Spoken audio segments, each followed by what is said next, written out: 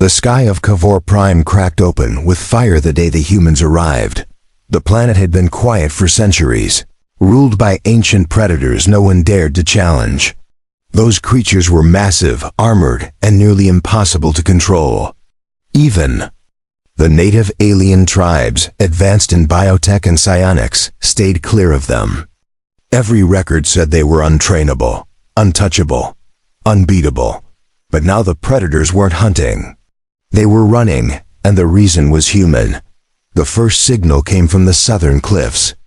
A scout drone recorded something impossible. One of the apex beasts, the horned devourer, lying down like a trained beast beside a human male. The man wasn't using force. He wasn't even holding a weapon. He had placed a hand gently on the beast's snout, and it obeyed. Like a pup to its master, the alien council was shaken. They demanded answers. But before they could send emissaries, the man arrived at their gates riding the creature. His name was Yalan Cross, a former Terran wildlife specialist turned galactic explorer. No known military history, no psychic implants, no royal blood. Just a man with quiet eyes, a calm voice, and a strange understanding of beasts. The guards aimed their plasma lances at him. The devourer growled once, but a soft touch from Yalan silenced it. The creature sat obediently like a loyal mount. The entire courtyard froze. No one had ever seen that predator behave so calmly. One council member whispered, "This cannot be real." Another shouted, "It must be genetic manipulation." But the oldest counselor leaned forward and said, "Ask him how he did it." Yalan dismounted and bowed. His clothes were simple, dusty, worn, but there was something unshakable in his posture, the same calmness the predator now mirrored. Even the guards stepped back. He spoke without fear. "I didn't tame it with weapons," he said. "I watched. I listened. I understood." The hall erupted in noise. "Understood?" One of the leaders yelled. "It took you only 3 minutes." Another voice followed. "That beast has killed hundreds. What trick did you use?" Yalan's answer was quiet. "I let it know I wasn't afraid. Then I gave it a choice."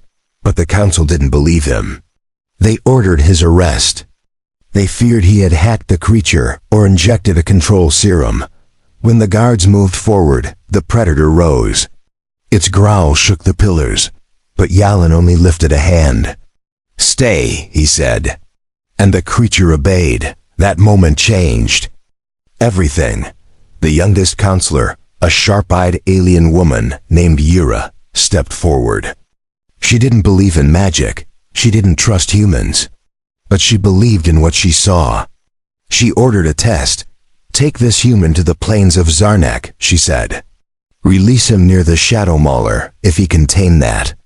Then I'll believe." Yalan nodded once.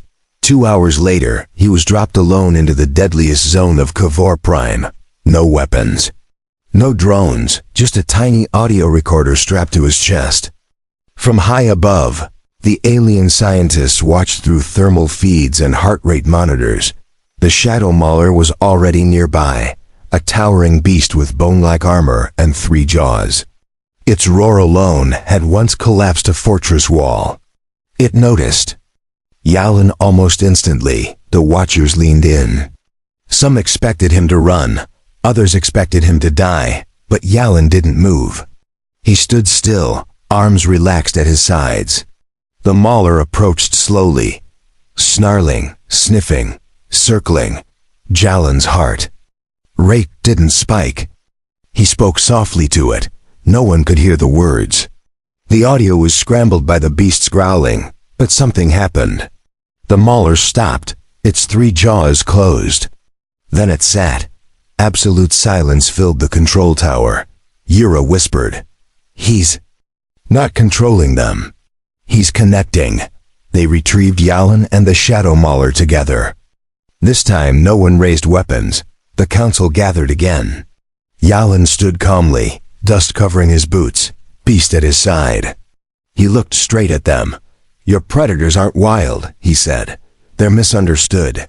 The council couldn't respond. They were speechless. No scientist, no hunter, no tamer had ever achieved this. Yalin had no implants, no devices, no translation matrix, just intuition, just presence. Later that night, Yura visited Yalin in his quarters. She looked different now, less sharp, more thoughtful. What else? Do you understand? She asked. Yalin looked at her and replied, "You've been protecting your world by staying away from it. But maybe it wants to know you too." She didn't answer, but her eyes stayed on him for a long time. The next morning, the council gave him a title. Not conqueror, not tamer, but listener. The first listener of Kavor Prime, but there were others watching. Far beyond the council chambers. Other alien powers. Other races. And not all of them believed this listening was a gift. Some called it a threat. And others began to move, because if a human could tame the untamable in minutes, what else could he do? Asterisk, the plains of Kavor Prime were no longer quiet. After the taming of the Shadow Mauler, word spread across the stars. Alien networks reported it as a miracle. Some called Yalin Cross a prophet, others called him a liar. But no one could deny the proof. Predators that once tore armies apart now sat beside a human and waited for his voice. Yura watched the reports come in from orbiting satellites. Every faction had something to say. Trade guilds wanted him to train creatures for security. Warlords wanted to use him as a weapon. The council remained divided, but something else was happening. Other predators had started approaching human camps willingly. No aggression, no blood, just cautious interest. They were watching, listening, like they somehow sensed Jalin's presence. Yura didn't believe in superstition, but she couldn't ignore what she saw with her own eyes. She summoned Yalin to the central chamber. Her tone was sharp but respectful. "Your influence is spreading.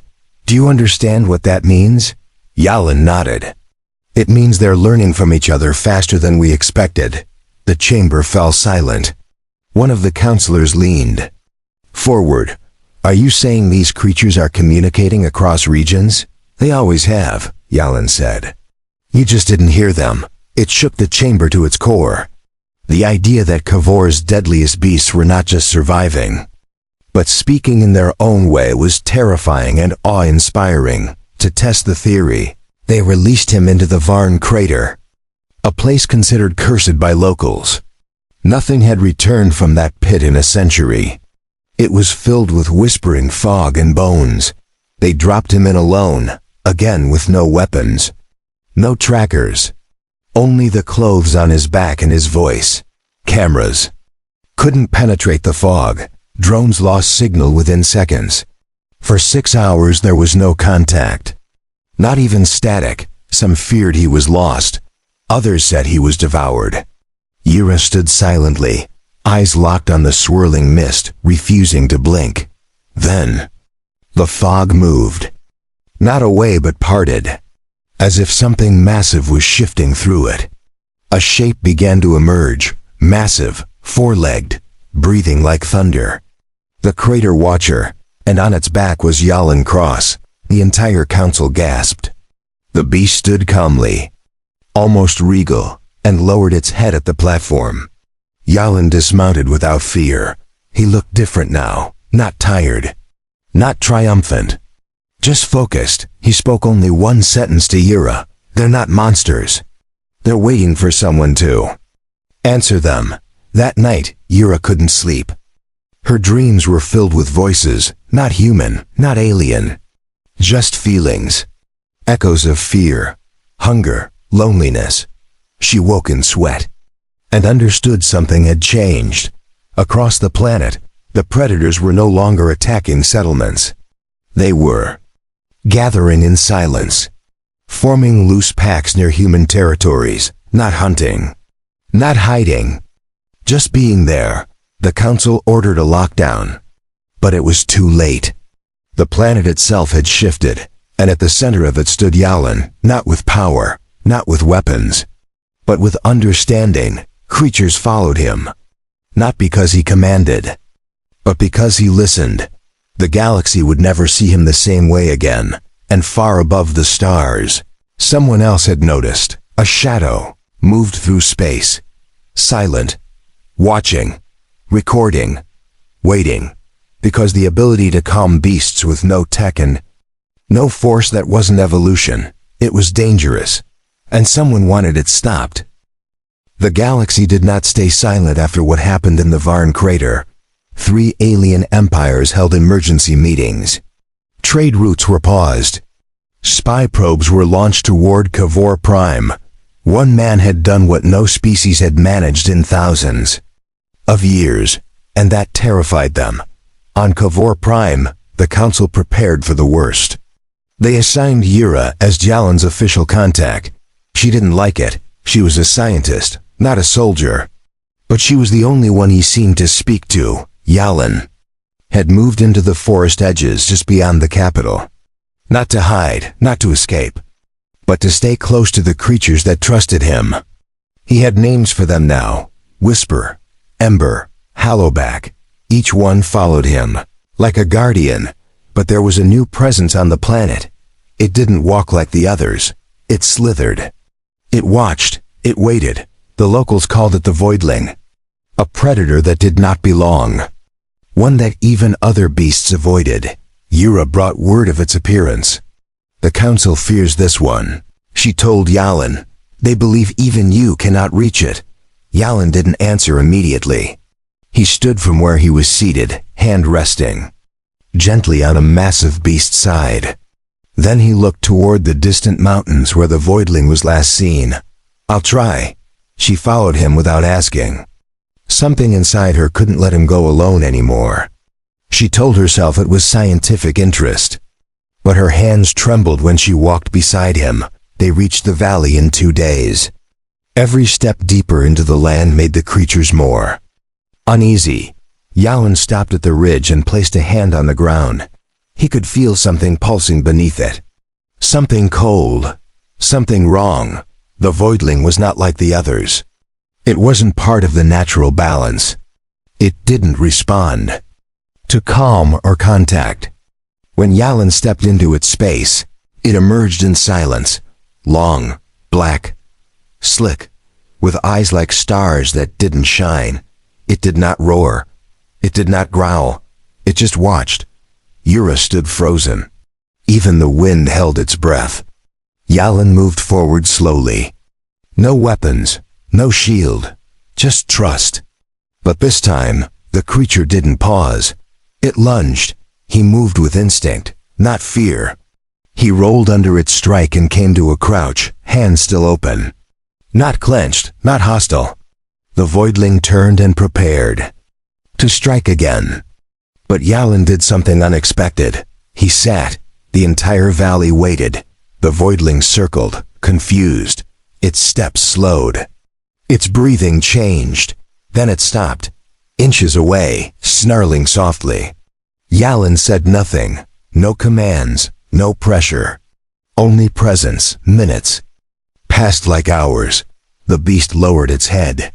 And for a moment, its starless eyes met his, and it did not strike. Yura exhaled. She hadn't realized she was holding her breath. She stepped forward and whispered, "You did it again." Jalen stood slowly. His hand reached out.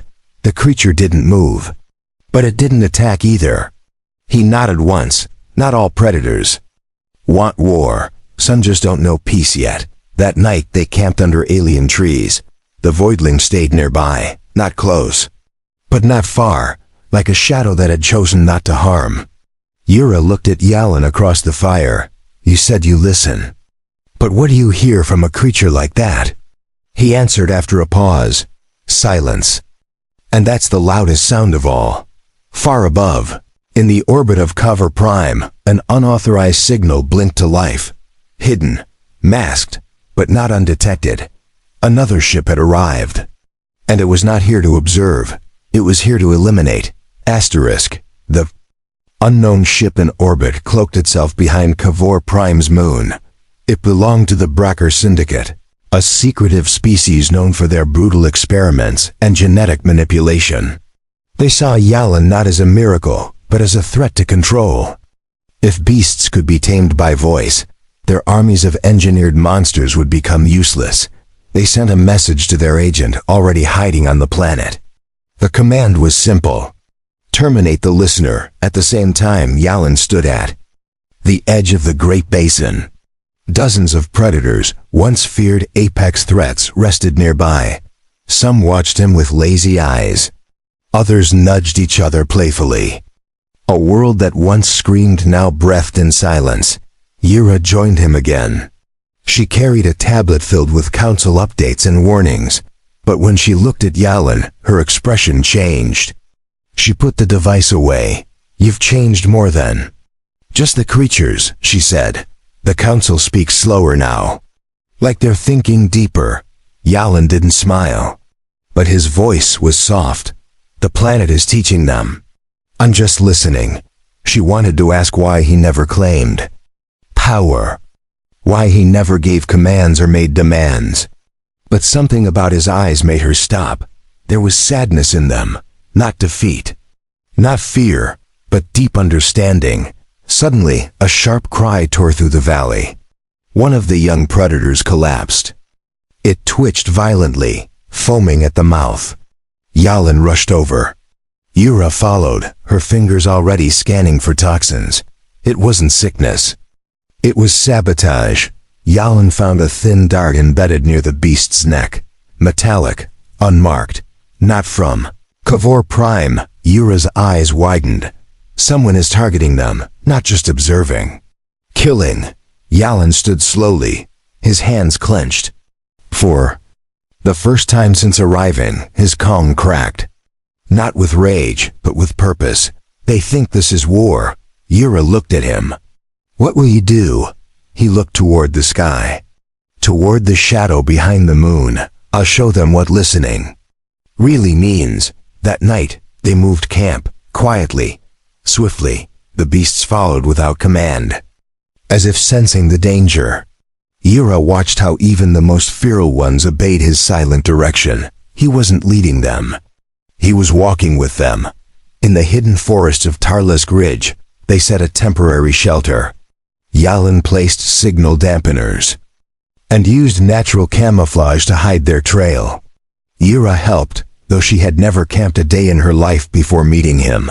A soft rumble passed through the trees. The voidling had returned. It stepped into the clearing and lay beside the fire. It never looked directly at Yalan, but it stayed near. That alone was enough. Yura leaned close, her voice a whisper. "If something happens to you, what do they do?" Yalan looked at her and said only one word: "Wait." The next morning, a drone passed overhead. It was Bracker tech, sleek, silent, deadly. It hovered for only 3 seconds before vanishing into the clouds. But that was enough. The enemy now knew where to strike, and they were coming. The Bracker attack began just before dawn. They didn't use fleets. They didn't use broadcasts. They used precision. Silent pods dropped from orbit like stones. No sound, no light. Only death hidden in steel. The first blast hit the old tree line near Tarlesk Ridge. Fire erupted. Smoke choked the forest. Beasts screamed. The council's outpost lost contact within minutes. By the time emergency feeds recovered, 20% of the region was burning. Yura grabbed her unit. "The council wants extraction. They say it's too dangerous to stay." Yalan didn't respond immediately. He stood with his hand resting on the neck of a wounded predator. It bled from the shoulder, yet it didn't panic. Its eyes stayed locked on his. He whispered one word.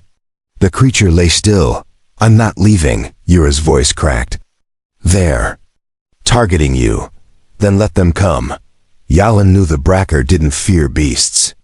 They feared the bond, the connection. The idea that understanding could break control. That one human could end their grip over nature with just presence. A second strike lit the sky. The voidling rose from the ground, its body outlined by flames. It didn't run. It didn't growl. It simply waited for Jalen's next move. He turned to Yura. "We need to move."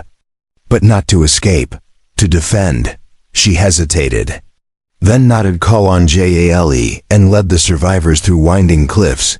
He didn't use tech. He didn't follow maps. He followed instinct. The same instinct the predators had started to trust. Above Brecker. Drones scanned the forest. They searched for heat signatures.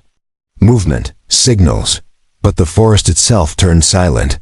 As if hiding its own, Yura watched in awe. Beasts that once hunted each other now shared space. They walked side by side. Some protected the young. Others guarded the rear. And all of them looked to Yalen. It wasn't magic. It wasn't luck. It was trust built in silence. Hours later, they reached a hidden ridge.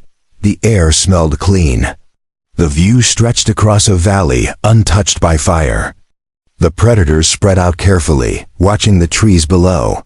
Yalen knelt and touched the soil. Then he stood and looked at Yura. "This is where we hold them." She nodded again. No more hesitation.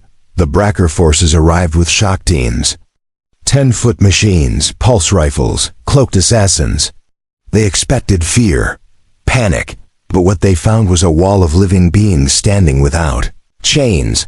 And at the center stood a human with no armor and no weapon. He raised his hand once. And the forest roared back. Creatures poured from every side. The voidling leaped from the cliffs with a bone-shaking impact. The mauler crashed through trees with claws raised. Beasts Yalen had never even touched joined the charge. The Brecker line faltered. Yura moved behind cover, directing support her. Voice strong and clear. She had once doubted.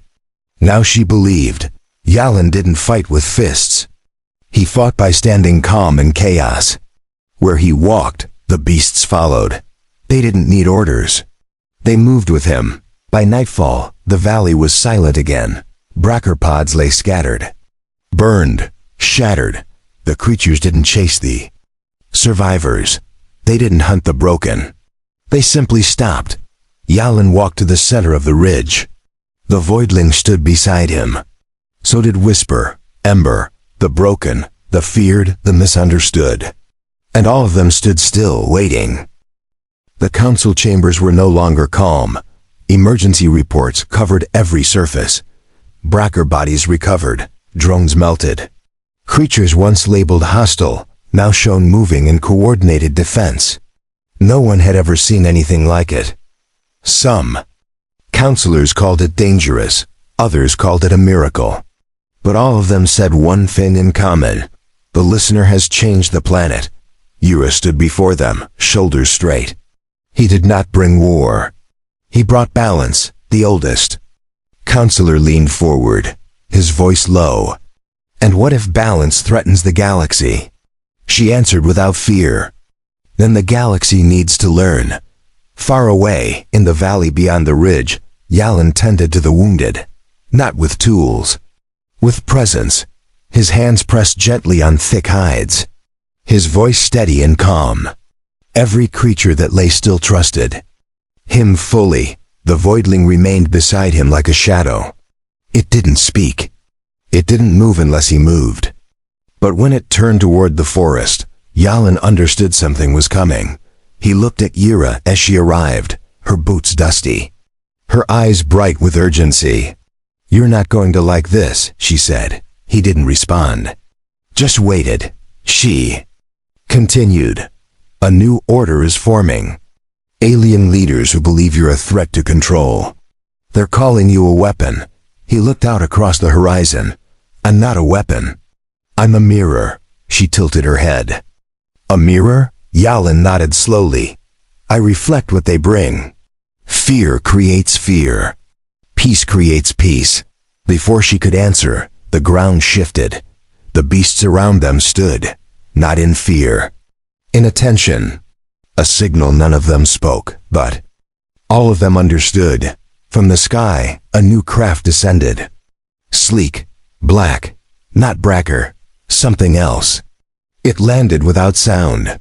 No soldiers stepped out. Only one figure walked forward. A female alien, tall, covered in golden armor, her eyes sharp, her face unreadable. She carried no weapon, but her presence felt heavier than any blade. Yura whispered, "That's a sovereign envoy. They only arrive." When something ancient shifts, Yalan walked to meet the figure. The beasts did not move. The wind paused. The alien spoke in a clear voice. "You calmed the planet. Now calm the stars." Yalan said nothing at first. Then he turned to the ridge, to the forest, to the beasts who waited without force. He looked back at the envoy. "Only if they are willing to listen." She nodded once. The council received the message an hour later. Yalan Cross had been invited to the Intergalactic Summit. Not as a soldier, not as a diplomat, but as something new. As the listener. The Intergalactic Summit had never seen a human walk in without guards. Yalan stepped into the ancient hall alone. The air shimmered with tension. Dozens of species stared from curved seats, some with suspicion, others with curiosity, all waiting to understand how one man silenced a predator planet in 3 minutes. At his side walked the Voidling. Its steps were slow, controlled, silent, no muzzle, no chains, and yet the entire chamber remained still. Yura stood among the human delegation. She had insisted on joining, not as a guard, but as a witness. The sovereign envoy raised her voice. "You've been summoned to explain, not for trial, not for praise, but to share what was once thought impossible." Yalan stood in the center. He looked at no one. Yet everyone felt he was looking at them. "I did not tame Kavor Prime," I heard. The hall shifted. Some whispered, some scoffed. One delegate from the Zolari hive leaned forward. "You expect us to believe you calmed beasts without control?" Yalan met his eyes. "I didn't calm them. I respected them." Another voice shouted. "Then how did they obey?" "They didn't obey. They trusted." The hall fell silent. Yura stepped forward. She held a small device. A recording of Kavor's deadliest predators resting beside Yalan without fear. She played it. The silence between the beast's breath and his stillness filled the entire chamber. The council of elders from the old rim stood. One of them bowed his head. "We forgot to listen." Yalan turned to leave. His message was never meant to be long. He walked with quiet steps, the Voidling behind him. But as he reached the doors, a young envoy stood and asked, "How did you tame our planet's predator in 3 minutes?" He paused, turned his head slightly. "I didn't tame anything. I simply gave it permission to be heard." Outside the summit, the stars pulsed with light. New messages were already moving across galaxies. Not warnings, not threats, but teachings. The listener had changed one world. Now others wanted to be heard too. Yura walked beside him under the sky, her voice soft. "Do you think they're ready to change?" Yalan looked up at the stars above. "They will be, when they stop shouting and start listening."